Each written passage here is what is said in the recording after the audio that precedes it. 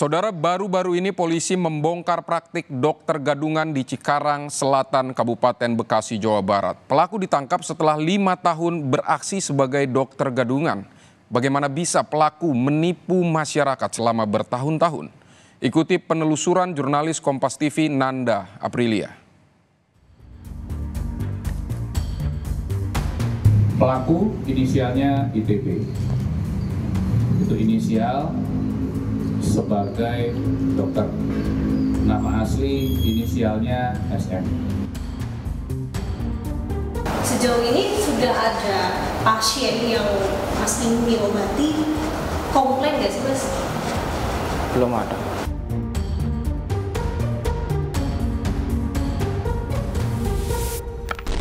Lagi-lagi polisi berhasil mengungkap kasus dokter gadungan.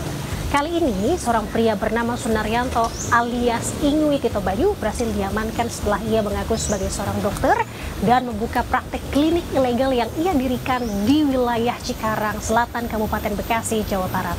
Selama 5 tahun tidak ada kecurigaan dari warga.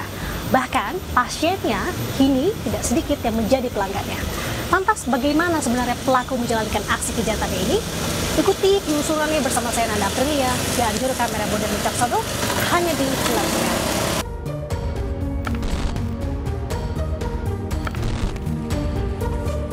Pertengahan Maret lalu, polisi membongkar praktik dokter gadungan di Cikarang Selatan, Kabupaten Bekasi, Jawa Barat.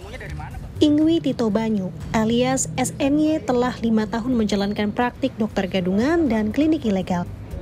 Kedoknya terbongkar setelah warga mulai mencurigainya. Disinilah tempat dokter gadungan Sunaryanto atau Ingwi Tito Bayu mengobati para pasiennya. Dengan bermodalkan informasi dari internet, pelaku mengobati pasiennya, salah satunya dengan memberikan resep obat. Nah, kalau secara lebih lebarnya lagi, saya gambarkan di sebelah saudara bahwa sebenarnya klinik dari pelaku ini berada di dekat di dalam pemukiman warga. Artinya, kalau saya lihat dan gambarkan sebenarnya merupakan pemukiman yang padat penduduk. Nah, kita akan tanya dan kita akan kulik lebih dalam lagi apakah ada korban yang berada di sekitar lokasi yang juga pernah berobat di sini. Ikuti penelusurannya. Beroperasi sejak tahun 2019 silam, klinik Pratama Keluarga Sehat milik pelaku memiliki pasien yang lumayan banyak. Sejumlah warga di sekitar klinik ilegal ini pun pernah jadi pasiennya. Salah satunya Ade, yang merupakan tetangga tersangka. Ia kerap mendapatkan biaya pengobatan dengan harga murah dibanding pasien lain. Ade mengaku tak menaruh curiga lantaran pelaku kerap membagikan kartu kuning ke warga kurang mampu untuk pengobatan gratis. Kalau ke saya kebetulan deket, murah. Tapi kalau dengan warga-warga yang lain mahal karena kan dia dulu satu gang ya tinggalnya sama saya ya. Nah, jadi karena mungkin tetangga deket, jadi dimurahin, Mbak. Waduh, kesel banget sih, kesel banget, Mbak. Ya kan, ya karena merasa dibohongin lah, ya kan. Kalau umpamanya Mbak sendirilah kalau dibohongin sama orang deket sendiri aja kan perasaan gimana kan? Apalagi kita saya pernah apa sih dimasukin selang ya ke dalam ini kan saya kencing batu, katanya sih kencing batu, tapi nggak tahu deh namanya dokter gadungan, nggak taunya jadinya jadi apa deh.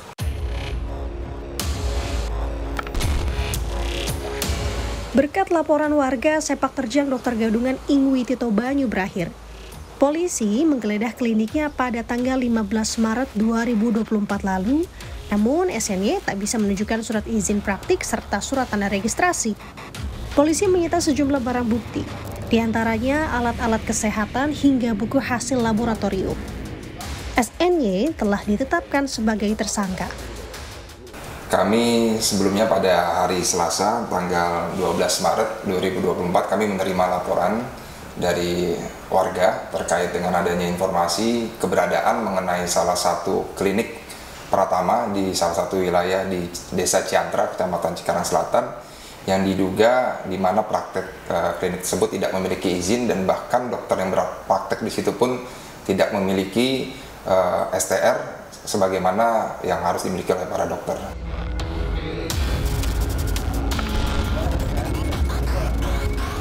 Sebelumnya, polisi bekerja sama dengan ID dan Dinas Kesehatan Kabupaten Bekasi telah memastikan tersangka bukan merupakan seorang dokter.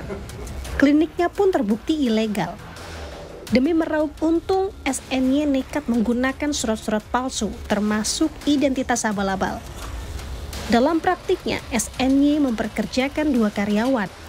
Namun, keduanya tidak mengetahui bekerja pada klinik ilegal. Semakin yakin bahwa dengan dia berpraktek, dengan mengaku sebagai dokter, selain tadi modusnya dia ingin dikenal oleh masyarakat, dan memang faktor utamanya adalah faktor ekonomi, Mbak. Itu, Mbak. Dan memang tadi saya bilang di awal, dia membaur dengan masyarakat, Mbak. Seperti itu, dia memberikan kegiatan-kegiatan sosial berupa pengobatan gratis kepada masyarakat yang kurang mampu dan yatim piatu, seperti itu, Mbak. Sebelum menyamar sebagai dokter, tersangka tidak memiliki pekerjaan alias pengangguran.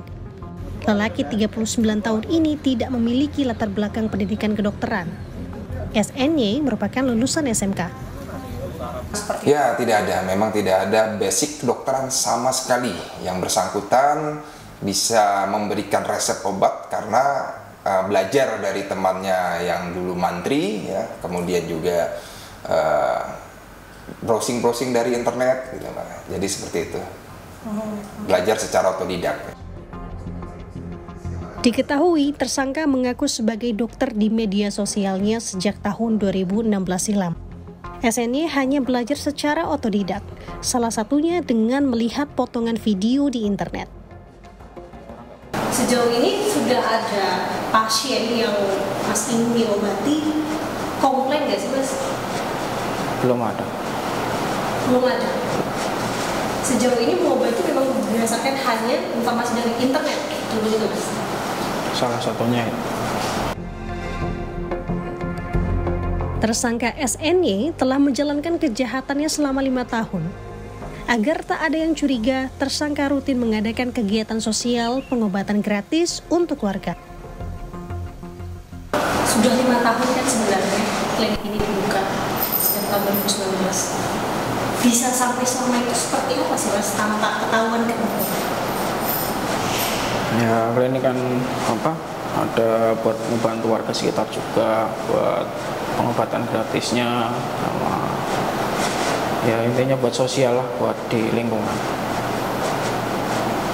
Artinya dengan kegiatan sosial itu bisa mengelabui atau menutupi kedok sebagai dokter gadungan begitu ya? Iya.